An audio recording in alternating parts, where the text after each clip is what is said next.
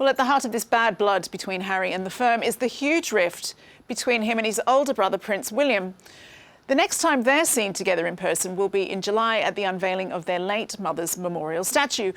Rebecca, coming back to you now for this supposed row over the speeches, what can you tell us? You say supposedly, and actually, I have to say, cards on the table, this story really annoyed me because there was a report at the weekend that made a big deal out of the fact that William and Harry are expected to give separate speeches when they unveil their mother's statue in July. But the fact is, of course, they're going to give separate speeches. They can't speak at the same time. They can't have someone speaking for them. But of course, this was given an example of the supposed example of the rift between them. People have piled on social media, and I think that's actually very, very unfair to them.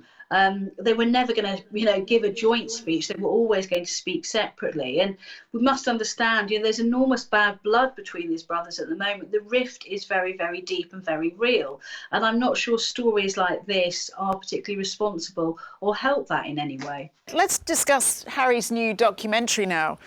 What do we know about this?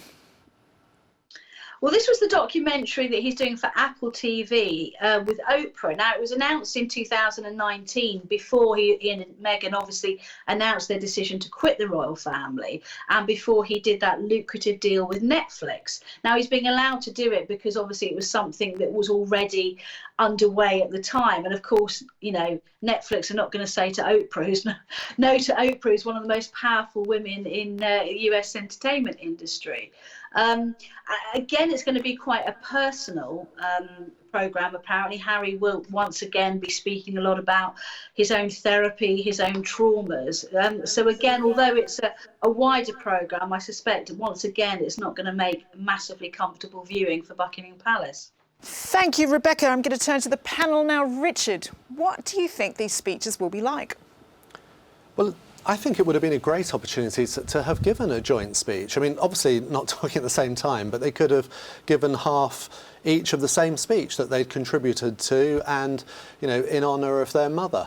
So now they're giving separate speeches. Are they going to be cooperating? Probably not, from what we know of their relationship. Well, surely they'll have to, so that they're not saying the same or even contradictory things. Well, I suspect what we'll see is both William and Harry have sort of use the memory of Diana in their own ways, really. We saw that recently where Harry tried to sort of claim his mother for himself, talking about her as the sort of rebel, the one who wouldn't accept the establishment. And then William then made the point that, she's my mother too, and was also sort of talking about the tradition and her belief in duty and that side of her. So I suspect we'll see two speeches that do reflect their different views of their mother, almost. It's fascinating. It's sort of like Harry, the social liberal, and William, the social conservative. That's where they've gone, isn't it, in two very different directions. Funnily enough, I slightly disagree with Rebecca, where she says, well, they could have never given, one speech at the same time. No, but I think what we enjoyed about them as brothers when the going was good was they kind of riffed off each other a bit. And back in the old days, a bit like, Dave and Nick and the Rose Garden, in 2010. Oh my gosh. But no one wants that comparison, but yeah. But do you know what I mean? One of those kind of moments. Yeah. And we know how quickly relationships can spiral out of control. And William's and Harry's is an example of that. But they do share their mother's legacy. I've got to say that I do hope some attention is given to the statue. It's going to be incredibly difficult to capture Diana's beauty in a statue. I always think one of the reasons, aside from all the patriarchy and stuff, that most statues of men is because it's very hard to capture the beauty of women in a statue, don't you think? Especially Diana. Teeth are very hard in statues. That's where it but can also all go someone wrong. as photographed as Diana, to bring her to life. I mean, it's in stone. You're absolutely right. And remember that painting of the Duchess of Cambridge that, the artist put a lot of effort into it, but it was terrible, really. It didn't capture her beauty at all. And arguably the only female royal they really do well in statue form is Victoria. Because something that can be improved upon, make her a little bit less dumpy. Oh my God. Well, let's just all offer up our thoughts and prayers for whoever is currently carving that statue. But Tessa, tell me what you feel about Harry's documentary.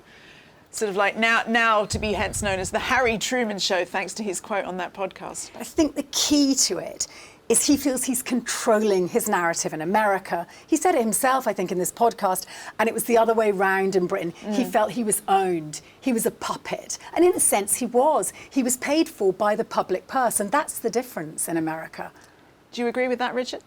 Well, this is really significant because remember, this documentary, they've been in talks for years about it, and Harry had signed up to this long before they left the royal family, and initially it was for charity. So it's going to be very interesting to see whether Harry gives his big fee from this to charity.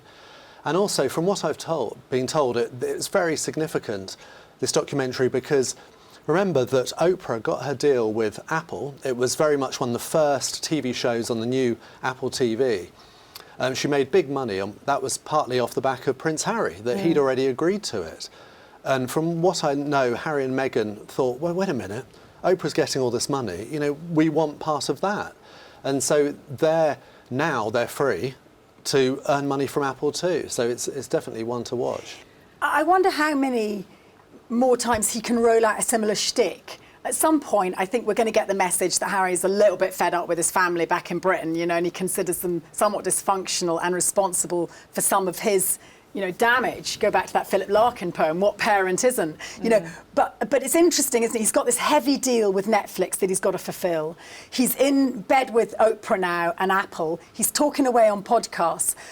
I've nothing against the guy, and I think he can say what he likes, He's beating the institution. The institution, have to take the hit. But I would caution Harry to find new music, because at some point it's going to be saturation level. That's all we have for you on our YouTube show. But to see the rest of this episode, including some more fascinating royal revelations, head to www.mailplus.co.uk/royals or click the link on screen now.